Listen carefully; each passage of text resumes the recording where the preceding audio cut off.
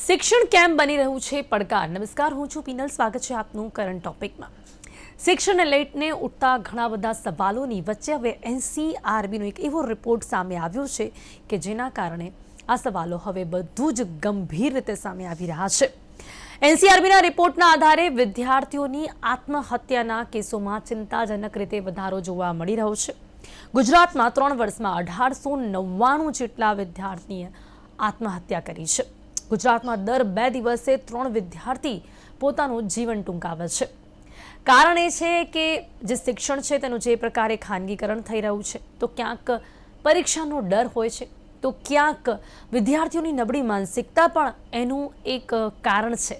અને જે રીતે આપણા ભારત દેશમાં જે રિઝલ્ટ્સ આવતા હોય છે, રિઝલ્ટ્સના જે આંકડાઓ હોય છે, જે પરિણામો હોય છે, તેને જે વધુ પ્રાધાન્ય આપવામાં આવતું હોય છે, એનાથી પહેલાં જ ડરી જતા વિદ્યાર્થીઓ પોતાનું જીવન ટૂંકાવી લેતા હોય છે અને તેમને લાગે છે કે આ જે પરીક્ષા છે તેમના જીવનની અંતિમ પરીક્ષા છે. નિષ્ફળ જવાનો જે ભય છે તે તેમને પહેલાં જ ક્યાંક મજબૂર કરી દે છે પોતાનું આ જીવન ટૂંકાવવા માટે. દેશમાં 10 વર્ષમાં વિદ્યાર્થીઓની આત્મહત્યામાં 80% વધારો થયો છે. એનસીઆરબીના આ આંકડાઓ છે એટલા જ માટે ખૂબ જ ચિંતાજનક આ આંકડાઓ કહી શકાય છે. દેશના ટોપ 116માં ગુજરાતનો એક પણ જિલ્લો નથી આવતો. આ પણ એક બીજું પાસું છે આપણા જ શિક્ષણનું કે જેમાં આપણને ચિંતા કરવી પડે, ચર્ચા કરવી પડે. એક તરફ વિદ્યાર્થીઓનો આ ડર કે જેના કારણે તે લોકો જીવન ટૂંકાવી રહ્યા છે, અને બીજી તરફ આપણા જ દેશમાં શિક્ષણની આ પ્રકારની પરિસ્થિતિ કે જેમાં જાણવા મળી રહ્યું છે કે 1 વર્ષમાં ગુજરાતનું શૈક્ષણિક સ્તર વધવાના બદલે ઘટ્યું છે. વિદ્યાર્થીઓની આત્મહત્યાના કેસો વચ્ચે કેન્દ્રીય શિક્ષણ સર્વેક્ષણ છે એના વિશે પણ વાત કરીશું.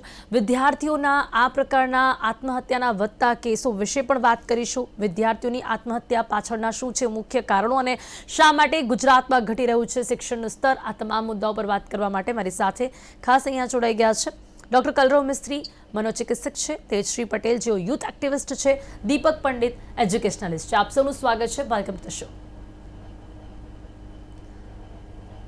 વાત સૌથી પહેલા એજ્યુકેશનની કરી રહ્યા છો તો દીપકજી, આપની સાથે હું શરૂઆત કરવા માંગીશ કે ખરેખર અત્યારે ભારત દેશમાં, ગુજરાતમાં ની વાત પછી કરીએ, આપણે ભારત દેશની વાત કરીએ કે જે પ્રકારે અત્યારે સ્થિતિ એજ્યુકેશનને જોવા મળી રહી છે. એક એજ્યુકેશનલિસ્ટ તરીકે, એક શિક્ષણવિદ તરીકે આપને પણ ચિંતા થાય કે શિક્ષણ હવે ક્યાંક ને ક્યાંક વિદ્યાર્થીઓ માટે એટલું મોટું પડકાર બની ગયું છે કે જેના કારણે હવે વિદ્યાર્થીઓ આત્મહત્યા કરતા જોવા મળી રહ્યા છે, અને બીજી તરફ ક્યાંક ગુજરાતમાં શૈક્ષણિક સ્તર પણ ઘટતું જોવા મળી રહ્યું છે. શું કહેશો? જી દીપકજી, મારો અવાજ આવી રહ્યો છે આપને? હા, આવે. યસ જી. જી દીપકજી, મારો સવાલ સૌથી પહેલા એજ્યુકેશનની આ પ્રકારની સ્થિતિ અને વિદ્યાર્થીઓમાં વધતા આત્મહત્યાના કેસો. સૌથી પહેલા તો સ્થિતિ વિશે વિચાર કરીશું, આપણે ચર્ચા કરીશું. સ્થિતિમાં એવું છે કે જે અમે ભણ્યા છે, અમે બાલ મંદિરથી લઈને શાળાથી લઈને કોલેજ સુધી ભણ્યા છે, એ ખૂબ આનંદથી ભણતા હતા. એટલે જે વિષય અત્યારે કોમ્પિટિશન આવ્યું, બાળક જન્મ લે છે એટલે સીધું 3જા વર્ષે એને બેબી સિટિંગમાં મૂકી દે, ત્યાંથી પછી નર્સરી ને 1લું ધોરણ ને પછી 10મું ધોરણ ને 12મું ને એની અંદર કમ્પ્લીટ એની પર એક પ્રકારનો ભાર, આખું જે શિક્ષણ ભારરૂપ બની ગયું છે એવું બહુ સ્પષ્ટ માનું છું. એટલા માટે કે છોકરાને ત્યાં ગીત ગવડાવવાના છે, રમાડવાના છે, એને વિવિધ પ્રકૃતિ, એની લોજિકલી એનું ડેવલપમેન્ટ કરવાનું છે, એનું મગજનું ડેવલપમેન્ટ કરવાની જગ્યાએ અત્યારે શું થાય છે, તમે બહુ સ્પષ્ટ અત્યારે એક ખાસ કહીશ કે ઇંગ્લિશ મીડિયમનો એટલો મોટો ક્રેઝ છે કે બાળકોને દર બીજો માણસ, ત્રીજા માણસને બાળકને ઇંગ્લિશ મીડિયમમાં મૂકી દે છે. હવે એમના ઘરનું વાતાવરણ હોય કે ના હોય કે ગમે તે હોય, પણ એના ઉપર એક પ્રકારનું પ્રેશર એટલું બધું આપે છે કે બાળક માંડ પોતાની ભાષામાં સમજી શકે છે, વિચારી શકે છે. એ પરિસ્થિતિની અંદર એને બીજી ભાષા કે જેની અંદર ક્યાંયથી એનો સપોર્ટ નથી. અને શાળાની અંદર હું ખાસ કહું, શાળાકીય કે શાળાની અંદર જે રીતના ગુજરાતી માધ્યમની અંદર ભણાવવામાં આવે છે તો કંઈક સમજી શકે છે. અંગ્રેજી માધ્યમમાં તો ખૂબ ખરાબ પરિસ્થિતિ છે. સૌથી પહેલા શિક્ષણમાં શું ભણાવવું છે, એસઓપી નક્કી કરવું પડશે. અત્યારે બાળ મંદિરથી એટલે તમે પહેલા, બીજા, ત્રીજામાં, મારી બાજુમાં જે વિદ્યાર્થી રહે છે નાનો, 3જામાં ભણે, એને પ્રોજેક્ટ આપે છે, એટલું બધું એને એના સ્પેલિંગ એટલા બધા અઘરા છે, ઘણી વખત અમને પણ ખબર નથી હોતી એવા સ્પેલિંગ એને પૂછે છે. તો ખૂબ પ્રેશર રહે છે, એ આનંદથી રહેતા જ નથી અને એકદમ એક કહેવાય ને કે એકદમ પ્રેશરાઇઝ સિસ્ટમમાં સવારથી ઉઠીને રાત સુધી એ લોકો વાતાવરણ સર્જાય છે. આ વિષય આગળ ચાલે છે. પછી એનો કેરિયરનો વિષય આવે છે એટલે નક્કી કરી નાખે ડોક્ટર, એન્જિનિયર, આ છે તે છે એ રીતના કરે. હવે એની કેપેસિટી કોઈ વિચારતું નથી. આજે 60% ને હું તો કહીશ 50% એન્જિનિયરિંગમાં બાળકોને મોકલે છે. હવે એન્જિનિયરિંગ એ વિશેષ માઇન્ડસેટ એટલે તેનું વ્યક્તિ વિશેષ છે, જેનું એક લેવલ છે, એ લોકો જઈ શકે. હવે 45, 50, 55% જે છે ખૂણે ખાંચરે કોલેજો જે ભરવા માટે ધંધો શરૂ થઈ ગયો છે ખાનગીમાં, એ ખૂબ ઘાતક છે. એના પછી આગળનો વિષય કરીએ કે 10મું, 11મું, 12મું સાયન્સ, ખાસ કરીને કોમર્સ ને એમાં તો આપણે બહુ છે નહીં, પણ સાયન્સની અંદર પણ એ જ પરિસ્થિતિ છે કે પાઠ્યપુસ્તક સંપૂર્ણ નથી આપણા ત્યાં આગળ. પાઠ્યપુસ્તક અમારા વખતે એવું હતું કે પહેલા ને છેલ્લા પેજની વચ્ચેનું 80% બેઠું પૂછાય અને 20% ટ્વિસ્ટ કરીને પૂછાય. હવે શિક્ષણની અંદર પુસ્તક સાઈડમાં રહ્યું છે અને કોચિંગ કરાવે એ જે શિક્ષણ છે આ વિષય. અને એની અંદર આગળ કે શાળાકીય તો પતી ગયું છે, ડે કેર અને ઘેર બેઠી ફક્ત કોચિંગના આધારે 12મું, 11મું, 12મું ભણાવવા. દીપકભાઈ, હવે તો જાણીને નવાઈ લાગે છે, અમુક પેરેન્ટ્સ એવું પણ વિચારતા થયા છે કે સ્કૂલમાં એડમિશન જ ન અપાવીએ અને સીધું ખાલી કોચિંગ ક્લાસમાંથી જ એમને ભણાવી દઈએ અને બાકીના સમયમાં એમને એક્સ્ટ્રા ક્લાસીસ કરાવીએ. આ તો ઠીક છે કે રિઝલ્ટ અને ડિગ્રી નું આપણા ત્યાં ક્યાંક મહત્વ છે, એટલા માટે મજબૂરીમાં આ પેરેન્ટ્સ જે છે હવે શાળામાં એમને એડમિશન અપાવી રહ્યા છે, એવી પરિસ્થિતિ પણ જોવા મળી રહી છે. આ ધંધાકીય લોકોનો વિચાર છે, જે લોકોને શિક્ષણ એ એક સેવા હતી અને એની અંદરથી અત્યારે બિઝનેસ થઈ ગયો છે. એટલે ધંધાકીય લોકો પોતાનો ધંધો જેન પ્રકારે વધે એ પ્રકારના વિચાર કરે છે. એના ભાગરૂપે આપ જે કહો છો કે ડે કે સ્કૂલ ખાલી રજીસ્ટ્રેશન કરવાની અથવા ઓપન સ્કૂલમાં એડમિશન આપી દેવાનું, એટલે શૈક્ષણિક વાતાવરણમાં બાળક જતું જ નથી. શૈક્ષણિક વાતાવરણ બાળકનો સર્વાંગી વિકાસ કરે છે. એને હસતા, બોલતા, રમતા બધા જ પ્રકારના લોકો સાથે વાતચીત કરવાના આખું વાતાવરણ આખું વચમાંથી જતું રહે છે. અને આવી રીતના ડાયરેક્ટ પદ્ધતિથી વિદ્યાર્થીનો માનસિક અને શારીરિક વિકાસ નથી થતો. જી બિલકુલ. હવે વાત જ્યારે માનસિક વિકાસની હોય ત્યારે ક્યાંક એ જ આપણને અહીંયા નબળું જોવા મળી રહ્યું છે. કલરુજી, શું કહેશો આ પ્રકારની પરિસ્થિતિ? દીપકભાઈ એજ્યુકેશનલિસ્ટ છે, તમને જે પ્રકારે વાત કરી, એક તો મોંઘવારી પણ છે ને એમાં માતા પિતા બંને જગ્યાએ એમને એડમિશન્સ પણ અપાવે છે, એટલે બાળકનું શું થાય વચ્ચે આપણે એ વિચારી શકીએ કે એને સ્કૂલે જવાનું, એમાં જેટલું ભણાવે એ ભણવાનું, પછી ડે કેરમાં જવાનું, એક્સ્ટ્રા એક્ટિવિટી કરવાની. ક્યાંક આપને લાગે છે કે આ પ્રકારની શિક્ષણ પદ્ધતિમાં આજે બાળકનું જે માનસિક વિકાસ છે તે નબળું જોવા મળી રહ્યું છે, એટલા જ માટે આત્મહત્યાના બનાવો વધી રહ્યા છે? આત્મહત્યાની આપણે પરિભાષાની વાત કરીએ તેમાં એવું કહેવામાં આવે છે કે સહનના પીડામાંથી પલાયન થવાની એક નિરાશાજનક વૃત્તિ. જેમ કે દીપકભાઈ બહુ સારી વાત કરી. આપણે વાત કરીએ કે જેમ જેમ સોશિયલ મીડિયાનું ઇન્ફ્લુઅન્સ વધતું રહે છે, સામાજિક માળખું બદલાઈ જાય છે, સાથે સાથે શૈક્ષણિક પદ્ધતિ પણ બદલાઈ જાય છે. હવે વાત આવે છે કે બોઝની કોઈ પણ વિદ્યાર્થી અથવા તો કોઈ પણ સ્ટુડન્ટ્સ અથવા તો યંગસ્ટર જ્યારે બી આત્મહત્યાનો વિચાર કરે છે અથવા તો પ્રયત્ન કરે છે, એની પાછળ મુખ્યત્વે 3 મહત્ત્વના પાસાઓ હોય છે. સૌથી પહેલી વસ્તુ પર્સનલ રીઝન. પર્સનલ રીઝન મતલબ દરેક વિદ્યાર્થી એની અંગત પોતાની વીકનેસ અને સ્ટ્રેન્થ સાથે આવેલું હોય છે. પણ આજકાલ આપણે જોઈએ કે દેખાદેખીનો જમાનો હોય છે, સ્પર્ધાત્મક હરીફાઈ હોય છે અથવા તો પોતે કેરિયર રિલેટેડ હોય છે, જેના લીધે પોતાનો એચિવમેન્ટ કરતાં બી વધારે એમની ક્ષમતા ના હોય, એના કરતાં વધારે એક્સપેક્ટેશન રાખતા હોય છે, તો વિદ્યાર્થી ધીરે ધીરે પેનિક એટેક્સ, ગભરામણ, બેચેની અને નિરાશાજનક અથવા તો ડિપ્રેશનનો શિકાર બનતો હોય છે. બીજી વસ્તુ આવે છે કે પર્સનલ રીઝનની સાથે સાથે પેરેન્ટલ પ્રેશર. આજકાલ આપણે જે કે દેખાદેખીનો જમાનો છે, પેરેન્ટ્સ પણ પોતાના વોટ્સઅપ ગ્રુપમાં અથવા તો મમ ગેટ ગ્રુપ હોય કે પેરેન્ટ્સ ગ્રુપ હોય, પોતાનું બાળક કેટલું મલ્ટીટાસ્કિંગ છે તો એના માટે ભણવાની સાથે સાથે એક્સ્ટ્રા કરિક્યુલર એક્ટિવિટીમાં રાખતા હોય છે અને સાથે સાથે વિદ્યાર્થી ઉપર પ્રેશર કરતા હોય છે, ભલે વિદ્યાર્થીનો ઇન્ટરેસ્ટ હોય કે ના હોય. આ જ્યારે પ્રેશર સાથે જ્યારે વિદ્યાર્થી ભણવામાં આવે છે તો જે સિલેબસ છે તેની સાથે સાથે તેને એક માનસિક દબાણ અનુભવે છે અને માનસિક દબાણની સાથે સાથે તેની જે ઇમોશનલ અટેચમેન્ટ છે ધીરે ધીરે ઓછું થતું જાય છે અને એગ્રેશન, ડિપ્રેશન અને પેનિક એટેક્સમાં કન્વર્ટ થતું જાય છે. અને ત્રીજી વસ્તુ છે કે પિયર પ્રેશર.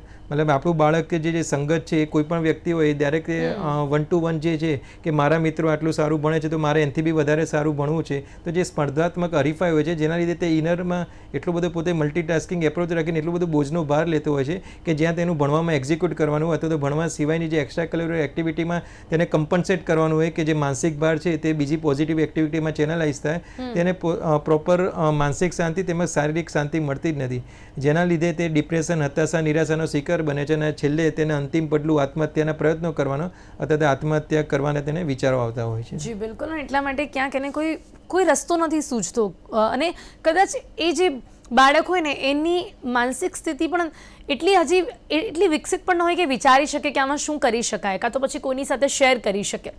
ઓકે, હવે તેજશ્રી છે આપણી સાથે. તેજશ્રી, શું કહેશો? તમને શું લાગે છે કે આપણા ત્યાંનું જે એજ્યુકેશન છે ખરેખર ક્યાંક એટલું બધું અઘરું જોવા મળી રહ્યું છે? એટલે એજ્યુકેશન એટલે તમારા પાઠ્યપુસ્તકો અઘરા હોય એવું નથી, પણ એ માટેની જે પ્રોસેસ છે, જે પદ્ધતિ છે, એ હજી પણ ક્યાંક એવી લાગે છે કે જે બાળકો છે તે સહન નથી કરી શકતા. તમને શું લાગે છે? તમારો સવાલ ખૂબ સાચો છે, તમે જે કીધું. કારણ કે જે વિદેશનું આપણે જોઈએ તો 5મા કે 7મા ધોરણ પછી કોઈ બી બાળક પોતાના 5 કે 6 વિષયો પોતે ચૂઝ કરીને એને જે રીતે આગળ વધવું હોય એને વધવાનો રસ્તો આપવામાં આવે છે. એટલે કે એને એની જીવનમાં જે ભણવું હોય, જે કરવું હોય એના ઈચ્છા મુજબ કરી શકે છે, ના કે 10 થી 11 વિષયો જે એને કમ્પલસરી સ્કૂલના પાઠ્યપુસ્તકોમાં ભણવું પડે. અને આપણી સ્કૂલમાં બી સામાજિક, વ્યવહારિક અને પ્રાયોગિક જ્ઞાન આપવામાં આવતું નથી, જેના કારણે 10મું કે 12મું પાસ બી થઈ જાય તો ખરેખર દુનિયાની બહાર પગ મૂકે તો એને શું કરવું એને આઈડિયા નથી હોતો.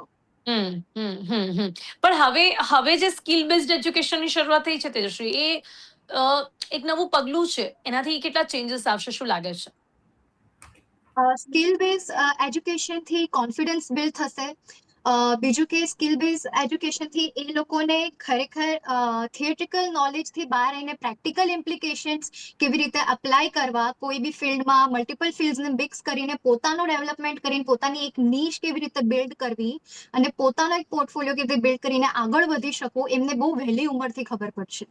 જી, તો લાગે છે દીપકભાઈ આપને પણ કે ક્યાંક આપણે જે ચર્ચા કરી રહ્યા છે, જે મોટો મુદ્દો છે, આવનારા વર્ષોમાં આપણે એનું પરિણામ જોઈ શકીશું. કે કારણ કે હવે સ્કિલ બેઝડ એજ્યુકેશનની શરૂઆત આપણા ભારત દેશમાં કરવામાં આવી છે, એટલે કે નાનપણથી એમને જે એક્ટિવિટીઝ ગમતી હોય એમાં એમનું ઇન્વોલ્વમેન્ટ હોય, ને એ ઇન્વોલ્વમેન્ટ જોતા શિક્ષકો અને પેરેન્ટ્સ પણ સમજી શકે કે લાઈક તેમને શું કરવું છે. દીપક? બેન, સ્કિલ બેઝ ની અંદર હું થોડુંક કહું આપને. Skill, what is skill? Skill શું છે? તો અમે જ્યારે ભણતા હતા ને ત્યારે અમારે એક ઉદ્યોગનો પીરિયડ આવતો હતો. એટલે એની અંદર ભરત ગૂંથણ કરાવડાવે, કંઈ ઘર બનાવડાવે, પેલા દડાની અંદર પેલું એ કરીને બનાવે. એનાથી આગળ ધીરે ધીરે આગળ અમને કાર્પેન્ટ્રી કરાવતા હતા સ્કૂલમાં. That is skill. એનાથી આગળ છે ને તો 10મા પછી આઈટીઆઈ, એ આપણી ત્યાં વર્ષોથી સ્કિલ જ કહેવાય. આઈટીઆઈ ના જે કોર્સ છે ને એ સ્કિલ છે. એની અંદર એટલા બધા પ્રકારો છે કે ના પૂછો વાત. હવે શબ્દ બદલાઈ ગયો છે. સ્કિલ કરે. સ્કિલ એ આપણી પાસે ગળથુથીમાં છે આપણી પાસે બેન. ઘરની અંદર વાતાવરણ કોઈ ગુંબાર હોય તો એના છોકરાને એમને પેલું બધું ઘડો બનાવતા ને માટલું બનાવતા બધું આવડી જ જાય.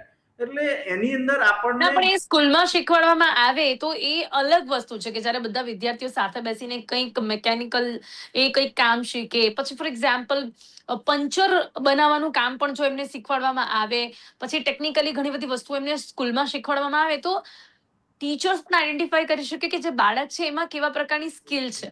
ના, હું તમને સ્પષ્ટ કહું, આ લેવલ તો હજી આપણા ટીચર્સમાં છે જ નહીં. અને એક ટીચર 60 લોકોની પાસે કેવી રીતના બિચારો જાય? આ એક અલગ મુદ્દો છે. જી, હું તમને કહું, શાંતિથી એને પહેલા એકથી ઉદાહરણ આપું તમને. 1 થી 4 એને લખતા, વાંચતા ને બોલતા શીખવાડો. ઘડિયા 1 થી 100 શીખવાડો. એને ગીતો ગવડાવો, એને ફરવા દો, એની જાતે જે સવાલ કરે કરવા દો. 1 થી 4 ધોરણ એને મોકળું આપો. બરોબર? આપણા ત્યાં શાળા સંગીતનો વિષય જ નથી. સંગીત એક શાળાની અંદર 1 કલાક સંગીતનો ક્લાસ નથી હોતો. શાળાની અંદર ભલે અત્યારે ગ્રાઉન્ડ નથી, પણ ઇન હાઉસ લગભગ મોર દેન 50 ગેમ્સ છે. તો એ રમાડવાનો આ છે ને વિચાર જ નથી. આજે આગળ આત્મહત્યા વાળો વિષય આવે છે ને, પેલી કહું કે આ બધી એક્ટિવિટી થાય ને તો એના મગજનો વિકાસ થાય અને એ બેલેન્સ, એક કહેવાય ને કે એને કોઈ પણ ખરાબ પરિસ્થિતિ આવે તો એની સાથે લડવાની એની માનસિકતા ઊભી થાય. એટલે આ પ્રી એક્ટિવિટી છે. આખી પ્રી એક્ટિવિટી આપણે ખોઈ નાખી છે, બંધ કરી દીધી છે, ભૂલી ગયા છે અને શરૂ કરવા નથી માંગતા. હું તમને કહી દઉં. બરોબર? જી, સાચી વાત છે આપની. શાંતિથી ભણે 5મા ધોરણથી. એને કઈ શરૂઆતથી ડોક્ટર એન્જિનિયર નથી બનાવો. 8મા સુધી તમે અત્યારે 3 લેંગ્વેજનો વિષય આવે છે ને, 8મા ધોરણથી તમારે જેટલી લેંગ્વેજ ભણાવી એટલી ભણાવી દો. 9મું 10મું એને કેરિયર વાળો વિષય આવે. એને સાયન્સ જવું હોય તો એ પ્રકારના વિષય. એટલે ઉદાહરણ કે 10માની અંદર અત્યારે 8 વિષય આવે છે, તમે 5 વિષય આપો એને. 12માની અંદર એનું સ્પેશિયલ કોમર્સ હોય તો એ પ્રમાણેનો વિષય આપો, આર્ટ્સ હોય તો એ પ્રમાણે, સાયન્સ હોય તો એ પ્રમાણે વિષય. એને એવી રીતે શાંતિથી 8 વિષય 10મા ધોરણમાં આપણે ક્યાં લેંગ્વેજની જરૂર છે? 8મા તો એટલી સ્ટ્રિક્ટ રીતે ભણાવો કે એને 3 નહીં 6 લેંગ્વેજ આવડે છે. પૂરા મુદ્દાને ક્રેક કરવાનો જે વિષય છે ને એ નથી. અને હમણાં હું જે વાતાવરણ જે જોઈ રહ્યો છું એ આપણને બીજી અવળી દિશાઓમાં લઈ જાય છે. આ પ્રકારનું વાતાવરણ જોયું. જોઈ રહ્યો પણ છું. મને ઘણા સવાલો એ પણ થાય છે કલરવજી, આપને જેમ કે હમણાં દીપકજીએ કહ્યું કે સબ્જેક્ટ્સ લોકોને વધારે લાગે, ઘણા વધારાના સબ્જેક્ટ્સ લાગે, પણ પહેલા તો લોકો આ શિક્ષણ પદ્ધતિમાં ભણ્યા છે ને, અને કદાચ એવું પણ લાગે કે હું ગવર્મેન્ટને સપોર્ટમાં નથી બોલવા માંગતી કે પછી શિક્ષણ પદ્ધતિ આ સારી છે એવું નથી, પણ આ શિક્ષણ પદ્ધતિ પ્રમાણે ઘણા એન્જિનિયર્સ પણ બન્યા છે, ડોક્ટર્સ પણ બન્યા છે, અને ઘણા સાયન્ટિસ્ટ પણ બન્યા છે. તો ક્યાંક તો આપણે એ પણ જોવું પડે ને કે આજના સમયમાં જે બાળકોની માનસિકતા છે એ પણ નબળી જોવા મળે છે કમ્પેરેટિવલી, કે આ જ શિક્ષણ પદ્ધતિમાં જે લોકો આટલું સારું ભણીને આગળ વધે છે એમને પણ તો જોવું પડે ને આપણને. આપણે વાત કરીએ એમાં આપણે જ્યારે 10 કે 15 વર્ષ પહેલાંની વાત કરીએ એમાં શૈક્ષણિક માળખું અલગ હતું, પેરેન્ટિંગ સ્ટાઇલ અલગ હતી, ટીચરનો એપ્રોચ અલગ હતો, અને બાળકો હતા એ સંયમમાં રહેતા હતા, ડિસિપ્લિનમાં રહેતા હતા, વડીલોની દેખરેખમાં રહેતા હતા, અને વડીલોનું સન્માન પણ આપતા હતા. પણ આજકાલની જનરેશન છે ડબલ એજેડ સ્વોર્ડ જેવું કહેવાય છે. માતા પિતા જો વધારે પડતા સ્ટ્રીક રહે અથવા તો ટીચર ડાયરેક્ટ પણ ઠપકો આપે તો તરત ઇમોશનલી બ્લેકમેલ કરીને સુસાઇડની ધમકી આપતા હોય છે, અને 1000 જાતની કમ્પ્લેન અને મેલ કરતા હોય છે. એટલે ટીચરો પણ આમાં પાછા પડતા હોય છે કે બાળકને અમને કઈ રીતે ટ્રીક કરવા. પેરેન્ટ્સને પણ એવું છે કે વધારે પડતી છૂટ આપે તો એ લોકો ગ્રાન્ટેડ લઈ લેતા હોય છે, અને વધારે પડતું રિસ્ટ્રિક્શન આપતા હોય છે તો બાળકો સોશિયલ મીડિયાના ઇન્ફ્લુઅન્સમાં અથવા તો ઘર છોડીને ભાગી જાય, અથવા તો સુસાઇડની ડપરી, અથવા તો છૂટી ચીજવસ્તુઓ ફેંકે, મોબાઈલ, કાચના વાસણો, ટીવીના રિમોટ. તો આ પ્રકારની જે બાળ માનસિકતા બદલાઈ જાય છે તેના પાછળ એન્વાયરમેન્ટલ ફેક્ટર ઘણું બધું કામ કરે છે. એટલા જ માટે સ્કિલ બેઝ સર્વિસ છે, જે સ્કિલ બેઝ એજ્યુકેશન છે, એપ્લાય કરવામાં આવે છે, જેમાં એજ એપ્રોપ્રિએટ બાળકનું આઈક્યુ કેટલું છે, એનું પોટેન્શિયલ કેટલું છે એ પ્રમાણે સિલેબસ નક્કી કરવામાં આવે છે. અને હવે તો ગવર્મેન્ટના એપ્લાય થ્રુ દર 6 કે 7મા ધોરણ પછી એક એપ્ટિટ્યૂડ ટેસ્ટ કરવામાં આવે છે. એપ્ટિટ્યૂડ ટેસ્ટથી તમારું બાળકનું મૂલ્યાંકન થાય કે તેની પર્સનાલિટી કઈ ટાઈપની છે, તેનો મેન્ટલ કોટન મતલબ આઈક્યુ કઈ ટાઈપનો છે, અને તેનો ઇન્ટરેસ્ટ કયા સબ્જેક્ટમાં છે, અને એના પછી તમારે 7th, 8th કે 9th કે 10th સ્ટાન્ડર્ડમાં તમારે કયા સબ્જેક્ટ સિલેક્ટ કરવા છે અને એમાં કઈ રીતે આગળ વધવું છે. તો જે મલ્ટીટાસ્કિંગ એપ્રોચ કહેવાય છે, જેમાં પ્રોજેક્ટ પણ આવે છે. આ પ્રોજેક્ટમાં ગ્રુપ એક્ટિવિટી આવે કે તમારી લીડરશિપ ક્વોલિટી છે કે નહીં, તમારામાં માર્કેટિંગ સ્ટ્રેટેજી છે કે નહીં, તમારામાં વોકબિલિટી છે કે નહીં, તે પ્રમાણે એનું 360 ડાયમેન્શન કે એજ્યુકેશનની સાથે સાથે તેના ઇમોશન્સ, કોન્ટેક્ટ, લીડરશિપ અને બધી ક્વોલિટી એની સરભર થાય. અને આપણે વાત કરીએ છીએ કે હવે એ લોકો ગોખણપટ્ટી કે રટ્ટાબાજી જે સિલેબસને બાકાત કરવા માંગે છે, કારણ કે આ જ જનરેશન છે જે આગળના 5-10 વર્ષ પછી ચેટ જીપીટી, એઆઈનો જમાનો આવશે કે જેમાં તમારે મશીન કે કોઈ પણ એઆઈ રોબોટ્સ છે કે જે સોફ્ટવેર છે યાદ કરીને એટલા ને એટલા ક્વેશ્ચન આન્સર સિલેક્ટ કરવાની જરૂર નથી. યાદ આવે છે કે એવી રીતે જ આપણે પણ ભણ્યા હતા કે ત્યારે ઘણું બધું આમ માત્ર ખાલી ગોખી લીધું અને પછી લખી દીધું, માર્ક્સ સારા આવી ગયા, પણ એ આજે ક્યાંય કામ નથી લાગતું. યાદ કરીએ છીએ જે બધા લેસન્સ યાદ કર્યા હતા તે અત્યારે ક્યાં પ્રેક્ટિકલી જીવનમાં કામ લાગી રહ્યા છે. તેજસ્વી, શું માનવું છે? મને તમને એ સવાલ કરવો છે કે વોટ યુ થિંક કે કેમ આજના સ્ટુડન્ટ્સ જે છે તે તરત સ્યુસાઇડનો વિચાર આવી જાય છે? એ લોકોને શું લાગે છે કે આ જે જનરેશન છે માનસિક રીતે નબળી છે ખરેખર? તમારો શું વિચાર છે? આમાં ફરીથી બંને બાજુથી વિચારવા જેવું છે. પહેલા તો કેટલાકની મેન્ટલ ટોલરન્સ ખરેખર ઓછી છે, અને કેટલાકને ખરેખર ખોટું પ્રેશર આપવામાં આવે છે. 5મું ધોરણ પતે કે તરત જ 6ઠ્ઠા કે 7મા ધોરણથી સ્કૂલોમાં જ કરિયર કાઉન્સેલિંગ અને એજ્યુકેશનલ ફેસિલિટીઝ ને બધા જે એકેડેમીઝ હોય છે આવી જતા હોય છે, એમને ગાઈડન્સ આપવા આવી જતા હોય છે. બધા સિનિયર્સ અને જુનિયર્સ જોડે બેઠા હોય છે, ટોપર્સ, પછી જોબ પેકેજ ને બધાનું પ્રેશર બહુ વહેલી તકે આપવામાં આવે છે. અને પેરેન્ટ્સ ઘરમાં એમને કમાવાની, એમને પૈસાની વેલ્યુ શીખવાડવામાં ક્યાંક ને ક્યાંક જોબનું પ્રેશર પણ આપે છે કે મોંઘવારી આગળ જતા વધવાની છે અને નોકરીઓની અછત પણ થવાની છે, એટલે આપણે ભણીને ગમે તેમ કરીને માર્ક્સના દ્વારા આગળ તો વધવું પડશે. જેના કારણે પ્રેશરમાં દબાવીને, બુલિંગથી માંડીને, પેરેન્ટલ કમ્પેરિઝનના કારણે, અને પોતાનો પેશન બી ફોલો ના કરી શકે, એ બધા માનસિક દબાવોના કારણે એ સુસાઇડ કલરવજી, આપને લાગે છે કે આવો માનસિક દબાણ પણ ક્યાંક બાળકો પર આવી છે? એ ટેકલ નથી કરી શકતા, કેમ કે પેરેન્ટ્સ તો ક્યાં બાળકોનું ખોટું ઈચ્છતા હોય? શું એમને સમજાવતા નથી આવડતું? એટલે બાળકોને અત્યારે ડોક્ટર. એટલે બાળકોને અત્યારે શોર્ટકટ થેરાપી હોય છે કે મહેનત કરીને, ભણીને, કમાઈને પૈસાની રીતે સરભર થાય, અને ફાઇનાન્શિયલી કેપેબલ અલગ વસ્તુ છે, પણ બાળકોના પણ અમુક ઇન્ટરેસ્ટ હોય છે, અમુક એચિવમેન્ટ હોય છે, અને કોઈ પણ બાળક, કોઈ બધાના આઈક્યુ સેમ જ હોય છે. એ કોઈ પણ વ્યક્તિ જ્યારે પોતાના ઇન્ટરેસ્ટની સબ્જેક્ટમાં જાય છે, તે કોઈ પણ બ્રાન્ચમાં હોય, એ ફાઇનાન્શિયલી ને પોતે ઇન્ડિપેન્ડન્ટ તો થઈ જ શકવાનો છે. તો બાળકની ક્ષમતા જાણવી ખૂબ જ જરૂરી છે, અને તેનો ઇન્ટરેસ્ટ જાણવો ખૂબ જ જરૂરી છે. પણ આપણે ઇન્ટરેસ્ટ અગર જાણી પણ લઈએ તો આપને શું લાગે છે કે એમને કઈ રીતે સુઝાવ આપવા જોઈએ કે કોઈ પણ બાળક સ્યુસાઇડ વિશે ન વિચારે, કોઈ પણ વાત હોય શેર કરી શકે, ને કોઈ પ્રેશર આવી રહ્યો છે, પરીક્ષાનો ડર, નિષ્ફળ જવાનો ભય, આ પણ કેટલા મહત્વપૂર્ણ કારણ છે કે એ લોકો એક્ઝામ આપતા પહેલા જ ગભરાઈ જાય છે. એક કિસ્સો તો એવો પણ બન્યો તો, કદાચ આપણે પહેલા ચર્ચા પણ કરી હતી કે એક્ઝામ આપીને પહેલાં જ સુસાઇડ કરી લીધું, ઇનફેક્ટ એ પાસ હતો તો બી એને સુસાઇડ કરી લીધું હતું. તો આટલો બધો ડર કેમ? એટલે એમાં એક્સપેક્ટેશન જ હોય છે. જ્યારે એક્સપેક્ટેશન ખોટી હોય છે તેમાં અકારણ ભાઈ એટલો ડર હોય છે કે તેની પોતાની રિયાલિટી સમજી નથી શકતો અને ધીરે ધીરે ગભરામણ, બેચેની, પાલ્પિટેશન અને ડિપ્રેશનનો શિકાર બને છે. એટલા જ માટે દરેક સ્કૂલો, કોલેજોમાં ગવર્મેન્ટે બી એપ્લાય કર્યું છે કે કમ્પલસરી ફૂલ ટાઈમ અથવા તો પાર્ટ ટાઈમ ફૂલમાં સાયકોલોજીસ્ટ રાખે છે, જે જ્યારે પણ આપણા બાળકના જ્યારે તેના વાણી, વર્તન અને વ્યવહારમાં ચેન્જ જોવા મળે, નાની નાની વાતમાં ગુસ્સો કરે, ડિપ્રેશન, હતાશા, નિરાશા એવા સ્ટેટસ મૂકે તો તેને આઈડેન્ટિફાઈ કરો, તેને સ્પેશિયલ કિટ તરીકે ગણો અને 1-to-1 કાઉન્સેલિંગ થાય છે અને જરૂર પડે તો એ બધી વસ્તુ કોન્ફિડેન્શિયલ રહે છે. અને અમુક હેલ્પલાઇન નંબર પણ છે ગણિતમાં જ કે જેમાં કાઉન્સલર છે 24/7 બાળકને ગાઈડ કરે, તેના વિચારોને જાણે અને પ્રોફેશનલી એને હેલ્પ કરતા હોય છે. જો પ્રાથમિક તબક્કે જ આપણે બાળકને સમજી શકીશું અને એને ઇમોશનલ અટેચમેન્ટ આપીશું અને સારું ગાઈડન્સ આપીશું તો તે અંતિમ પગલું જે સુસાઇડના વિચારો પણ આવતા હશે તેને આપણે અટકાવી શકીશું. જી બિલકુલ. એટલે હવે ક્યાંક કાઉન્સેલિંગ બહુ જ ઇમ્પોર્ટન્ટ છે કે દરેક શાળાઓમાં હવે થવું જ જોઈએ. દીપકજી, આપને શું લાગે છે કે જે ગુજરાતનું શૈક્ષણિક સ્તર હજી પણ ઘટતું જોવા મળી રહ્યું છે, કેવા પ્રકારના પરિવર્તનની જરૂરિયાત છે? હમણાં વાત ને, અમે એક વિષય કીધું, કાઉન્સિલિંગ જે વાત કરીએ છીએ ને આપણે, કાઉન્સિલરો, સાયકોલોજીસ્ટ આપણે અમારા શિક્ષકો જ હતા. હવે એ શિક્ષકોનો જે એ આખી પેઢી નિવૃત્ત થઈ ગઈ અને નવી આવી, બરોબર? એટલે હવે કાઉન્સિલર અને સાયકોલોજીસ્ટની જરૂર પડે. એટલે આ મારો એ વિષયની અંદર જવાબ છે, જરૂર કેમ પડવા માંડી. બીજું, આત્મહત્યાનો જે વિષય આવે છે ને એમાં વાતાવરણ આખું જે એકદમ આપણને થોડું જરૂર સમય કરતા વહેલું આઈટી રેવોલ્યુશન થયું છે આપણું. એટલે ખાસ કરીને અથવા ઇમેચ્યોર હું કહી શકીશ કે સોશિયલ મીડિયા અને બાકી ચેટ જીપીટી ના બધું છે ને પહેલા માનસિક તૈયાર થયા પહેલા જ આપી દીધું. એટલે બધા શું છે, સાહેબે કીધું શોર્ટકટમાં વિષય આવી ગયો કે બધું ફટાફટ જોઈએ. હવે આજે મારો પર્સનલ બાયોડેટા, નવી જનરેશન બાયોડેટા પોતાનું લખી નથી શકતો. અમે 3-3, 4-4 પાનાના બાયોડેટા લખતા હતા. હવે એ કલ્પના, એટલે એ મગજ છે ને આખું આઈટી રેવોલ્યુશનને આખું બંધ કરી દીધું છે વાપરવાનું. અને એના દ્વારા એના મિત્રો, રમત-ગમત, સંગીત, જે બાકી બધું જે આપણા જમાનામાં જે વાતાવરણ હતું એ આખું અદ્રશ્ય થઈ ગયું છે. એટલે એક પ્રકારના જે કહેવાય ને કે સોશિયલ વોટ્સએપ ને ફેસબુક ને આની અંદર એની જિંદગી એ જ થઈ ગઈ છે. હવે રિયાલિટી એની બહાર આવે તો એની પાસે તો કશું હોતું જ નથી. જે આત્મહત્યા કે ભાઈ હવે મારું કોણ, પહેલા મારું ફેમિલી વાળા હતા, મિત્રો હતા, આ બધા હતા, ત્યાં જઈને વાતચીત કરતા હતા, શિક્ષકો પાસે જતા હતા. આ વાતાવરણ આખું ગાયબ થઈ ગયું. તેના કારણે આ બધા પ્રશ્નો ઉભા થાય છે. હવે તમને એક બહુ સરસ ઉદાહરણ આપી દઉં.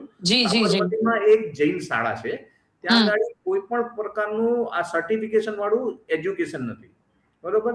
ત્યાં મફતમાં ભણાવે છે, 40 વિદ્યાર્થીઓને આપે છે. હવે ત્યાંના સર્ટિફિકેશન નથી, પણ જે કંપનીઓને ખબર છે ને કે અહીંયા છોકરાઓ એકદમ હોશિયાર છે, એને વિવિધ ભાષાઓ આવડે છે, ગણિતથી માંડીને તમે જે કહો છો ને સ્કિલ, એ બધું ઇન હાઉસ જ છે. કદાચ એક વખત ત્યાંની વિઝિટ કરજો, બહુ મજા આવશે.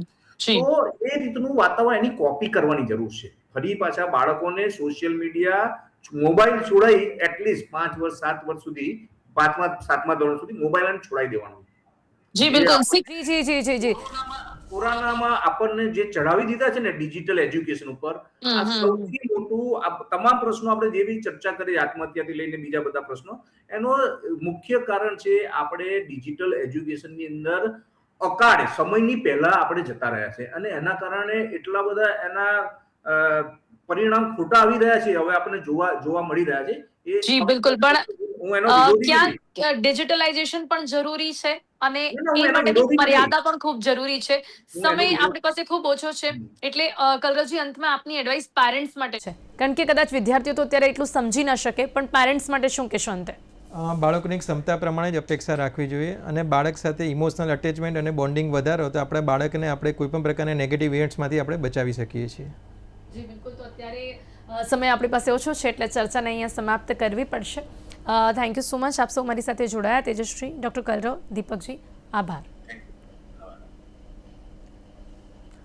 તો શિક્ષણ કેમ પડકાર બની રહ્યું છે અને જે પ્રકારે આંકડાઓ સામે આવ્યા છે, દેશમાં 10 વર્ષમાં વિદ્યાર્થીઓની આત્મહત્યામાં 80% વધારો જોવા મળી રહ્યો છે. ગુજરાતમાં પણ શિક્ષણનું સ્તર હજી પણ ઘટતું જોવા મળી રહ્યું છે. શું છે તેના કારણોને ક્યાંક હવે જે વિદ્યાર્થીઓ છે તેમની નબળી માનસિકતા અને તેની સાથે સાથે ક્યાંક એમના ઉપર વધતું પ્રેશર અને એક્સપેક્ટેશન્સ આનું કારણ છે. એટલા જ માટે બધાએ મળીને આમાં પરિવર્તન લાવવું પડશે.